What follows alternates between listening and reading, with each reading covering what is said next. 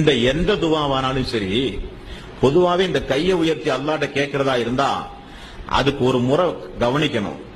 அந்த முறை கவனிக்கப்படாவிட்டால் நம்முடைய எந்த துவாவும் அல்லாஹ்ட்ட ஏற்றுக்கொள்ளவே பட செய்யாது. என்ன முறை? ரசூலுல்லாஹி ஸல்லல்லாஹு அலைஹி வஸல்லம் அவர்கள் சொன்ன செய்தி நஸையில் 1267வது நபிமொழி.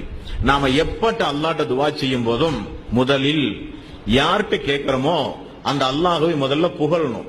எடுத்த உடனே அல்லாஹ்வே எனக்கு இதை கொடு, அல்லாஹ்வே எனக்கு அதை கொடு என்று சொல்லி அந்த அல்லாஹ்வை ஒரு இரண்டாம் தரம் பட்சமாக இல்லாமல் நம்முடைய ரப்பிடத்திலே கேட்கிறோம் என்று சொல்லி அந்த ரப்பை முதலில் நீங்கள் புகழுங்கள். ஏதாவது ஒரு வார்த்தையை சொல்லி சுப்ஹானல்லாஹ், அல்ஹம்துலில்லாஹ், அல்லாஹு அக்பர், ஏதாவது ஒரு வார்த்தையை சொல்லி அல்லாஹ்வை புகழுங்கள்.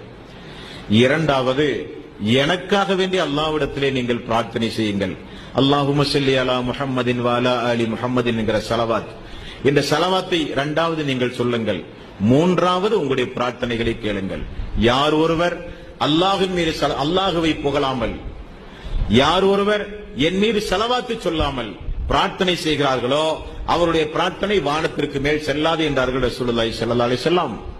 அப்ப பிரார்த்தனை செய்கிற ஒவ்வொரு சகோதர சகோதரிகளும் இது போன்ற இடங்களில் பிரார்த்தனை செய்யும் போது அல்லாஹ்வை புகழ்ந்து அல்லாஹ்வுடைய ரசூலின் மீது ஸலவாத்து சொன்ன பிறகு நமக்காக பிறருக்காக செய்யும் போது